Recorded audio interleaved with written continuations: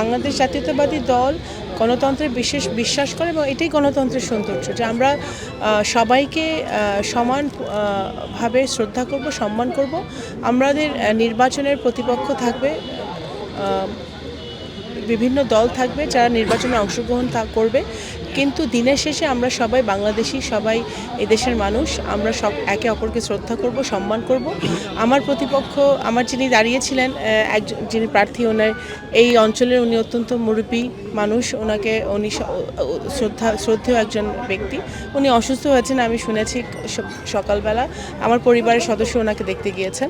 তো এটাই তো আমি মনে করি যে আমাদের আমরা যেটা এই অঞ্চলে নগরকান্দা সালতায় বিশেষ করে আমরা একটা ভ্রাতৃত্বের বন্ধনে আমরা বিশ্বাস করি। আপনি খেয়াল করবেন যে আমি নির্বাচনের পরে, বিজয়ের পরে আমি সবাইকে এই বার্তাটাই দিয়েছি যে আমাদের বিজয়ের উল্লাসের কিছু নাই, এটা দায়িত্ব, কর্তব্য আমাদেরকে জনগণ অর্পণ করেছে। সেই দায়িত্ব, কর্তব্যটা আমাদের সঠিকভাবে পালন করতে হবে।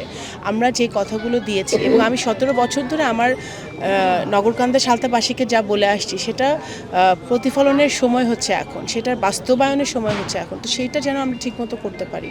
তো সেই দায়িত্ব, কর্তব্যের বোধ থেকেই কিন্তু আমাদের দেখতে হবে পুরো ব্যাপারটাকে।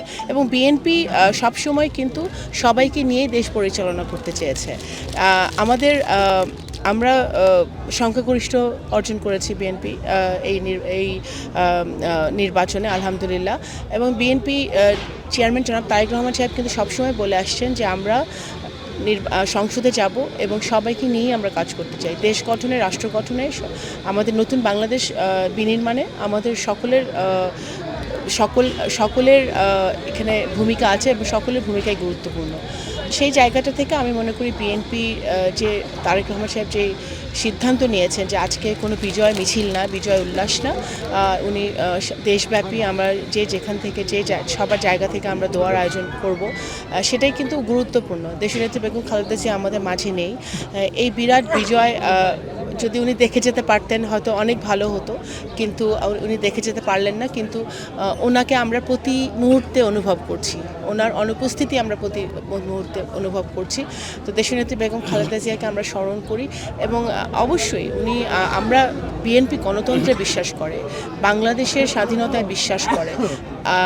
বাংলাদেশের একটি স্বাধীন ভূখণ্ড, আমরা বাংলাদেশের নতুন বাংলাদেশ গড়ব, নতুন প্রজন্মকে নিয়ে গড়ব, জুলাই গণ অভ্যুত্থানকে ধারণ করব, মুক্তিযুদ্ধের চেতনাকে ধারণ করব, সেটা নিয়ে কিন্তু বিএনপি এগোতে চায় সামনে।